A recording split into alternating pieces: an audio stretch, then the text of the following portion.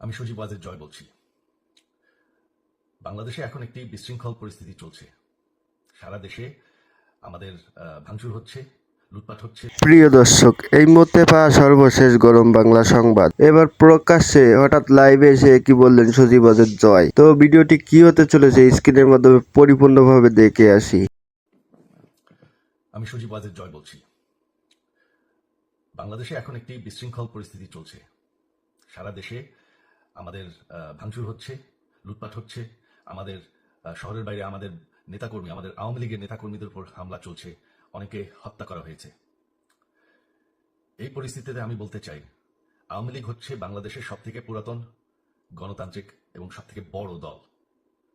আওয়ামী লীগ কিন্তু মরে যায়নি। আওয়ামী লীগ এই দেশকে, বাংলাদেশকে স্বাধীন করেছে। আওয়ামী লীগকে শেষ করা সম্ভব না। আমরা বলেছিলাম যে আমার পরিবার আর রাজনীতি করবে না, তবে আমাদের নেতাকর্মীর উপর যেভাবে হামলা হচ্ছে, এই পরিস্থিতিতে আমরা হাল ছেড়ে দিতে পারি না। বাংলাদেশে যদি গণতন্ত্র, নতুন বাংলাদেশ গড়ে তুলতে হয়, আওয়ামী লীগ ছাড়া সম্ভব না। আওয়ামী লীগ হচ্ছে সব থেকে বড় দল। আওয়ামী লীগ কোথাও যাবে না, আওয়ামী লীগ শেষ হয়ে যাবে না। আওয়ামী লীগকে শেষ করা সম্ভব না।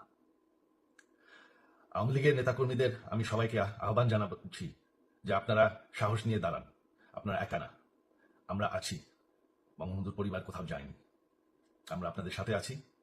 দেশকে, আমাদের নেতাকর্মীদেরকে, আওয়ামী লীগকে রক্ষা করার জন্য যা প্রয়োজন আমরা করতে প্রস্তুত।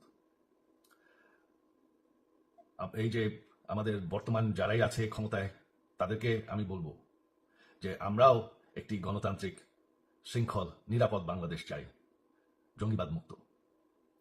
তার জন্য আমরা সবার সাথে আলোচনা করতে প্রস্তুত। শুধুমাত্র তারা যদি জঙ্গিবাদ এবং ভায়োলেন্স বাদ দেয়। শেখ হাসিনা মরে যাননি, আমরা কোথাও যাইনি। বাংলাদেশ আওয়ামী লীগ ছাড়া গণতন্ত্র, নির্বাচন সম্ভব না। এই বলে আমি আমার কথা শেষ করছি। জয় বাংলা।